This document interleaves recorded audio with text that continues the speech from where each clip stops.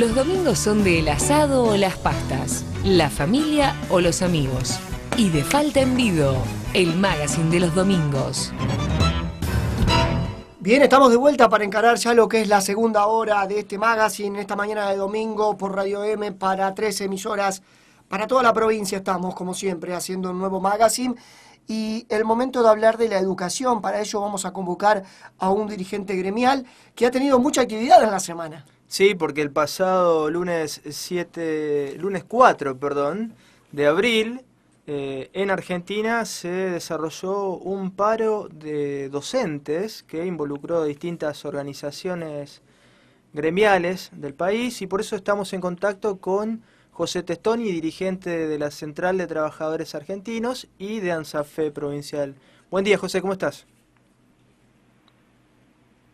Hola. Sí, hola. Hola. José, buen domingo, ¿cómo te va? ¿Nos recibís bien? Sí, ahora lo recibo bien. ¿Qué tal? Buenos días, Perfecto. Luis, a vos y a toda la audiencia. ¿Cómo están? Bueno, ¿qué evaluación hacen desde el sector docente, José, de esta primera medida que se llevó a cabo el lunes 4? Bueno, realmente nosotros sentíamos un deber de honor con respecto a la memoria de nuestro compañero, Carlos Fuentealba. Para nosotros, Carlos es un compañero como cualquiera de nosotros.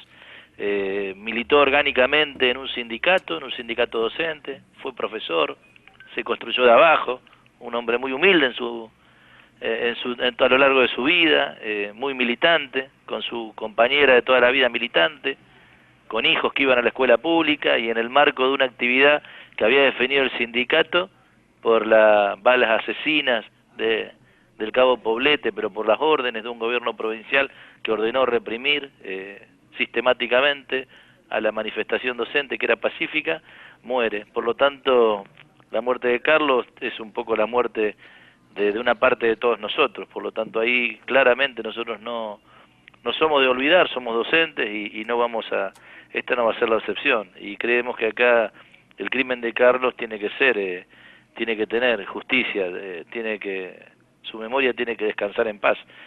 Y va a descansar en paz el día que haya justicia completa y se pueda juzgar y condenar a los autores intelectuales, que para nosotros, y obviamente para la defensa que ejerció la familia con el apoyo de la CETERA, son nada más ni nada menos que el gobernador de la provincia, Jorge Sovich, y su asesor de seguridad, Eugenio Bursaco, que hay que decir, Eugenio Bursaco, Sovich que de alguna manera ahí terminó su carrera política, pero Eugenio Bursaco que hoy continúa siendo un asesor clase A del gobierno de Macri, también en el Ministerio de Seguridad de la Nación, ¿no? Por lo tanto, de esto estamos hablando, un Eugenio Bursaco que además fue, cuando estuvo en lo que fue la formación de la policía de la Ciudad de Buenos Aires, de la metropolitana, gracias, tuvo que ver fue la continuidad del Fino Palacios e incorporó en las filas de la metropolitana a represores confesos. Por lo tanto, de esto estamos hablando, desde ese lugar también decimos que esta situación de impunidad que se pretende construir en torno a la muerte de Carlos Fuentealba es algo de absoluta vigencia, no es algo del pasado, sino que es algo de absoluta vigencia. Se juega también de qué va a pasar con el conflicto social en la Argentina y cuál va a ser la matriz de intervención que tengan los poderes que democráticamente han llegado al gobierno, pero que en materia de derechos humanos, en materia de el tratamiento que le dan al conflicto social, realmente nos hacen estar en estado de alerta.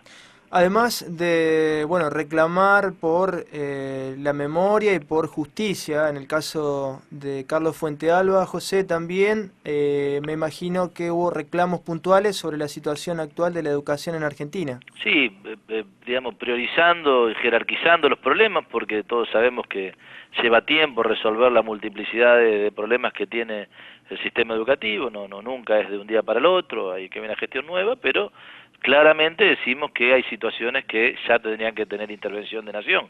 Por ejemplo, y por eso nos manifestamos también, el tema de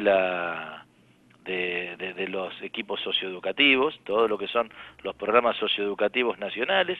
La Nación, en la gestión anterior de Cristina y Néstor Kirchner, habían generado una gran cantidad de programas socioeducativos que tienen un valor incalculable, ¿no? Porque justamente estaban radicados en zonas vulnerables, en barrios periféricos, en pueblos a los que muchas propuestas culturales, recreativas, no llegan, porque obviamente no hay recursos, y en esos lugares se habían creado lo que eran las orquestas, los coros, los centros de acción juvenil, los centros de acción infantil. En las escuelas secundarias todos los chicos tuvieron una computadora del Conectar Igualdad y tuvieron programas construidos por por propios técnicos de nuestro país, para no tener que estar comprando conocimiento de los gringos y tener digamos, a una generación que se forme con programas y con contenidos locales. Eso al día de hoy todavía, si bien hay anuncios del ministro Bullrich de que eso va a continuar,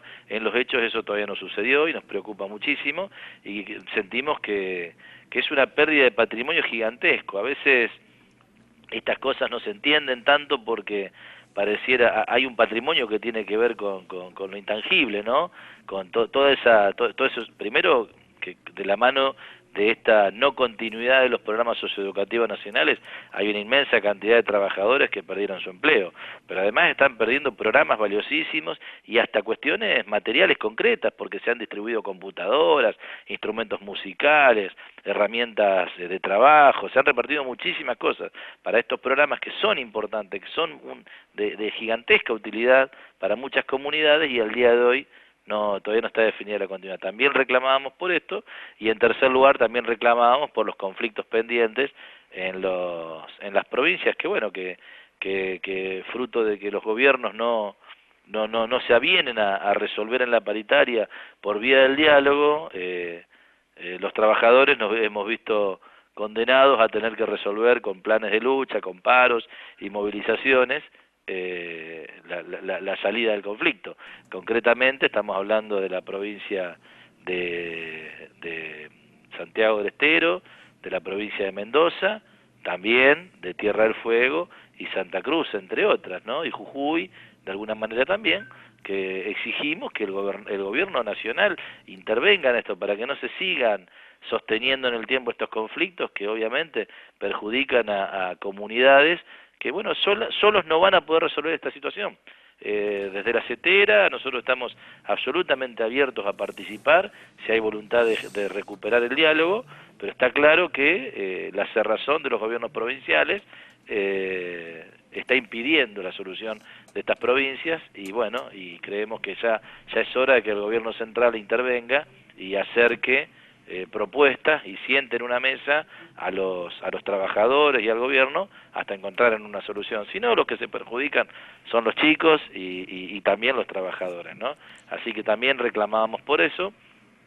Esperamos que el ministro Bullrich tome nota de la situación, porque si no, obviamente, nos parece que este paro nacional corre el riesgo de volver a repetirse. También hubo intervención en este paro, José, de los docentes universitarios, cuya situación es compleja, ¿no? Sí, en la fecha coincidimos los docentes públicos, coincidimos también los compañeros del SADOP y los docentes del nivel universitario de la CONADU. También allí, bueno, muchísimas cuestiones que estamos observando en nuestros niveles se repiten, ¿no? Se repiten, en general tienen que ver con el intento de desfinanciamiento por un lado, pero también de dar una vuelta de página hacia la derecha de lo que son las políticas educativas de nuestro país.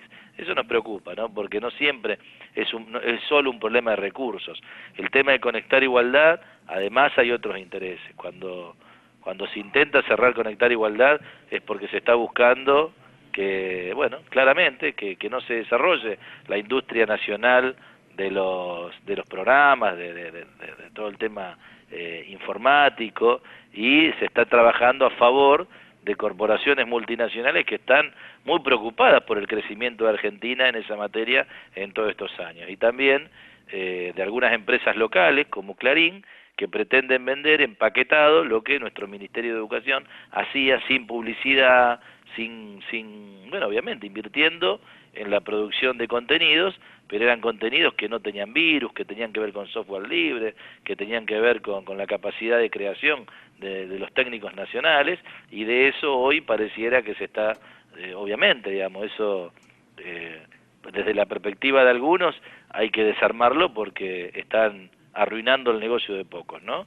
Así que no siempre tiene que ver con la plata. Seguramente si se llega a un acuerdo con Clarín y con Microsoft, la nación va a gastar mucha más plata que con lo que está gastando en Conectar Igualdad, muchísima más plata. Pero ahí no hay problema de plata porque los privados, las corporaciones, los intereses más concentrados son las que están presionando sobre este gobierno nacional absolutamente permeable de esas situaciones que ya nos veíamos venir cuando vimos las reuniones privadas que Macri tuvo junto con Massa en la conferencia de Davos. Bueno, un poco, José, la verdad que estaba pensando en preguntarte, ¿no? Como entidad, como un gremio, como agrupación y como representante de los trabajadores del sector, ¿cuál era la impresión que te daba estos primeros meses del gobierno nacional y un poco pensar lo que se viene? Bueno, ahí un poco realizabas un análisis de lo que es la postura desde ANSAFE. Sí, bueno, nosotros estamos muy preocupados porque todas las decisiones que se tomaron en los primeros 100 días, que es lo que en general un gobierno lleva adelante con la fuerza que le da a los votos, que de eso no hay nada que decir, de eso es solo respetar. Pero estos primeros 100 días del gobierno nacional tuvieron que ver todos con, digamos, medidas que favorecen a los sectores más concentrados.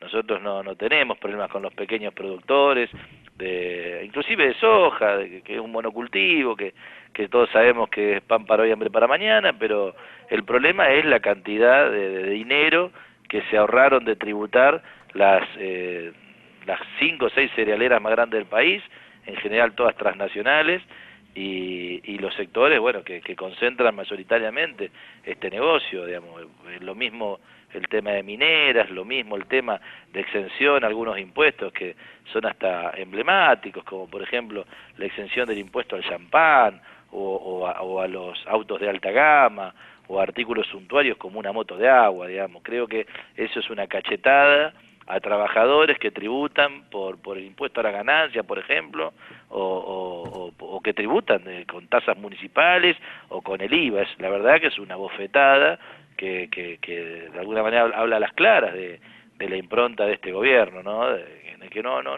se ve que haya venido para resolver la pobreza, más allá de que este sea el discurso, porque con esas medidas está clarísimo que la pobreza se va a profundizar.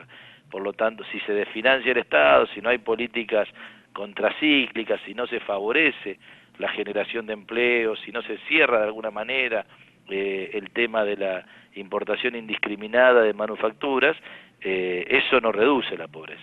Eso no reduce la pobreza. Nosotros estamos totalmente de acuerdo con que vaya preso hasta el último corrupto de nuestro país, pero creer que la única lucha de un país es la lucha contra la corrupción es engañarse.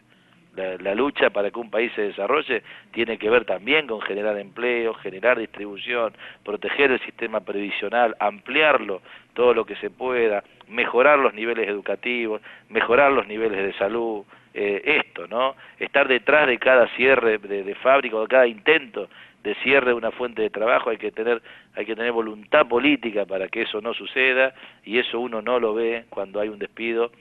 Prácticamente pareciera que este gobierno entiende que no tiene nada que ver, ¿no?